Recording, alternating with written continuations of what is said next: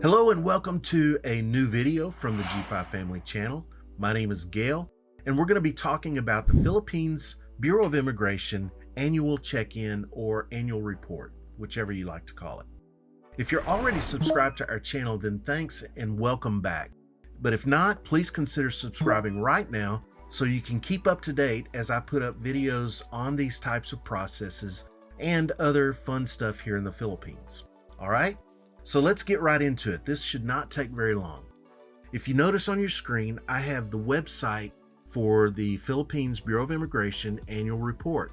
Okay, now to get right into it, the very first thing, who can apply?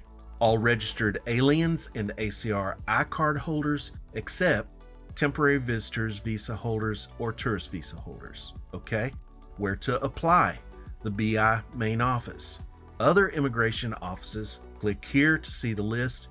And by the way, I'll leave a link to this website in the description, okay?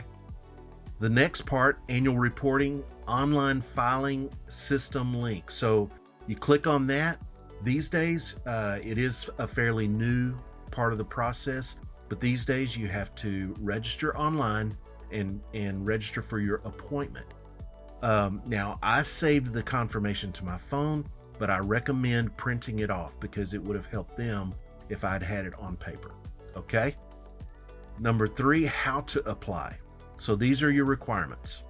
Number 1, present original ACR I-card or paper-based ACR, your passport visa page of latest arrival, and official receipts of previous annual report payment. Number 2, and this is when you get there, secure the order of payment slip. Number 3, pay the required immigration fees. Number 4, get the official receipt. Now, as I scroll down, you can see that's all there is to it. How much does it cost? 300 pesos plus 10 pesos for the legal research fee, so a total of 310 pesos or about $6 USD. All right, looks pretty simple, right? So what I did in preparation, because I had been told verbally that all I needed was my passport and my ACR card. But just to be prepared, I found this website, I went in, I printed it off. In fact, obviously I have my ACR card, I have my passport, and so that's number 1. The other requirements, again, going back to the list, the passport visa page of latest arrival, and I printed that to my screen here so you could see that. So right here, now this is where it's confusing because your current passport may or may not have this visa stamp. So the passport that has this visa stamp is expired. This is a new passport. All right. So what I did was I went and pulled out my old passport and I printed off this page because the requirements very specifically say passport visa page of latest arrival and the official receipts of previous annual report. So I took a print off of that page as well as taking my old passport. So I had both, okay? And then for the OR, for the official receipt, same thing. I printed that off here and provided that. Okay, so easy, right? One and done, in and out. Okay, so we got there about 45 minutes early. My appointment was at 11. We got there at about 10:15. Signed in. There was a few appointments ahead of us, so from 9:30, but it's okay. They actually went real fast. I mean, it was just a matter of 10 minutes or so waiting, and then I was taken in. So I confidently walked in with all of my documents and laid them on the counter. And of course, she opened them up and she started doing her thing. We went through all of the processes, paid the 310 pesos. And then she came back a few minutes later and said, sir, we need a 2x2 passport photo. Huh? That was my reaction. Because Where is that on the Philippines Bureau of Immigration website requirements? Well, after I expressed, the frustration, because I had passport photos at home on my desk that I could have brought had they been listed on the requirements, but they weren't. She explained that because this was the first time I was doing my annual report at this particular office, they wanted a passport photo ID on file.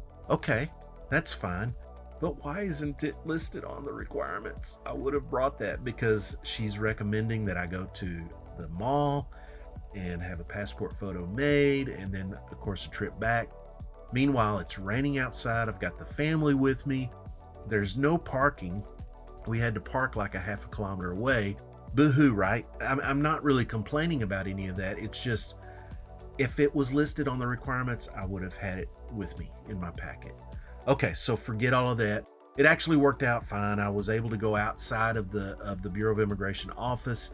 There's a couple of print shops right there. I was able to get my passport photo, my photo done right there, walked it right back in, done, easy, in and out. Okay, so all in all, now the only thing that puzzled me is when I tried to leave the printout of my visa page and the printout of my official receipt from last year. She goes, "Oh no, we don't need that. All you need is your passport and your ACR card." I'm like, okay.